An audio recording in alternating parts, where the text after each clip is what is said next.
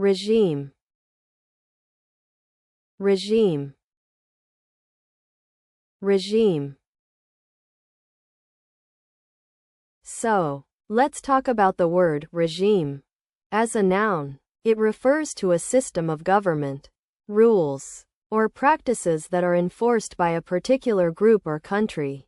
The common usage of this word is often associated with politics and government, where you might hear phrases like the new regime or the current regime to describe the ruling party or set of policies in place.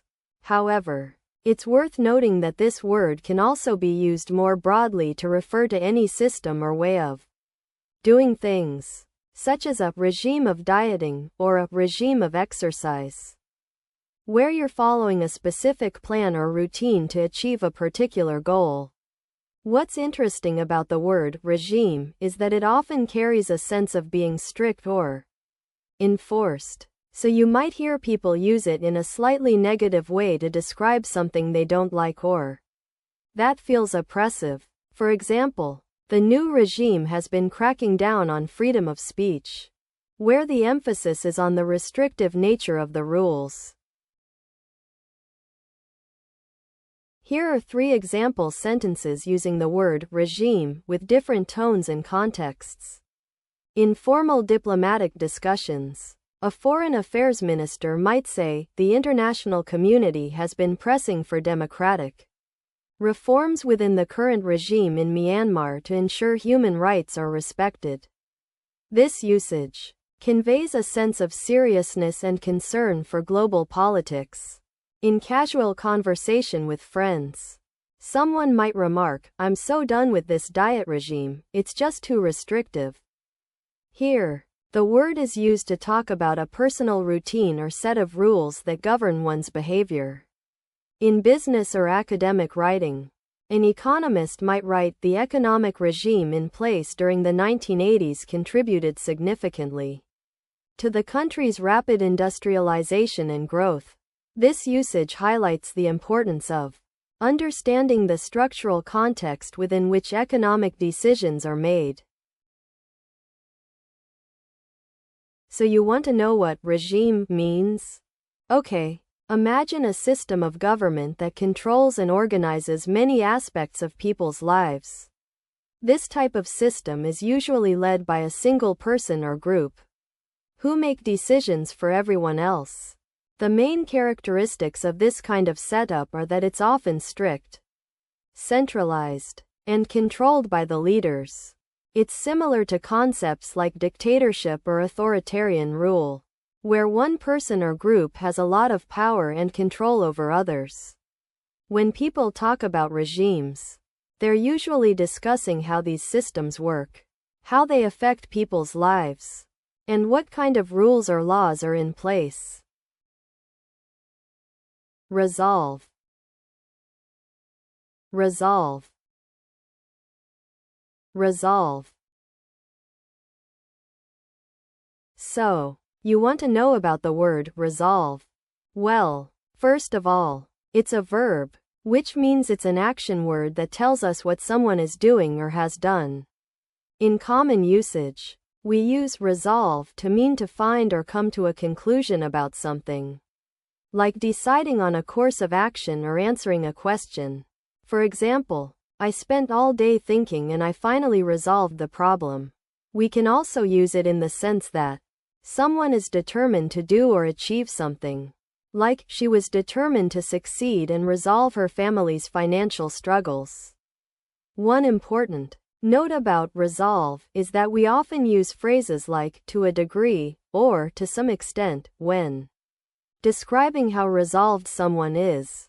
For instance, the detective had resolved the mystery to a great extent, but still needed more evidence to crack it. So, to summarize, resolve is all about finding solutions, making decisions, and being determined to achieve something. Let's take a look at some examples of how to use the word resolve in different contexts.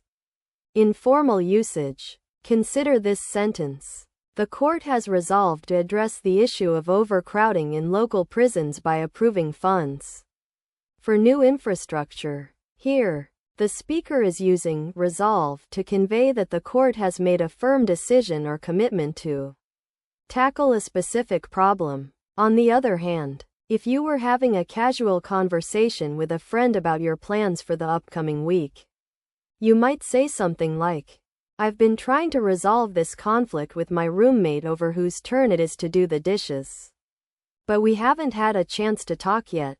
In this context, resolve means to settle or find an answer to the problem. Finally, in a business or academic setting, you might use resolve as follows. The researchers were able to resolve the discrepancies between the two datasets by incorporating new data points and revising their analysis. Here, the speaker is using resolve to mean that they found a solution or explanation for the inconsistencies. So, you want to know about this word that means taking care of a problem or situation so that everything gets back to normal? It's when you figure out what's causing a trouble and then find a way to fix it. The main characteristics are that it involves thinking carefully and finding a solution, which can be a plan or an action, to make the situation better. Some similar concepts or synonyms might include solve, handle, or deal with. Basically, they all mean making something work again after there's been a difficulty. When someone uses this word, it usually means they've found a way to get things back on track and moving forward, which can be really helpful in lots of situations. Retain. Retain. Retain. So, let's break down the word retain. The part of speech for retain is a verb, which means it is an action word that expresses a state of being or a process. In common usage, retain usually means to keep something or someone in one's possession or control, often after a period of time has passed. For example, she managed to retain her job despite the company restructuring. The key thing to note about retain is that it can be quite different from its synonym, keep, as it often implies a sense of difficulty or struggle involved in holding onto something. Additionally, in some cases, like in sports or competitions, retain can mean to keep a title or position, such as, "He managed to retain the championship title for another year." Just remember that when using retain, you're usually talking about something that's being held or kept with effort or difficulty. Here are 3 practical example sentences using the word retain, along with brief context explanations for each. As the university's president, I'd like to announce that we will be retaining our highly qualified staff of professors and researchers after this year's budget cuts, in order to maintain our institution's academic excellence. In a casual conversation, you might say something like, "I've been trying to retain my memory of last night's concert by listening to the set list on YouTube, but I'm still not sure what songs were played first." In a business setting, the marketing manager could report to the CEO that our company was able to retain 75% of its customer base after launching a new loyalty program, which is a significant improvement over last quarter's numbers. So, you're trying to learn about this concept that means keeping information in your memory for a long time, right?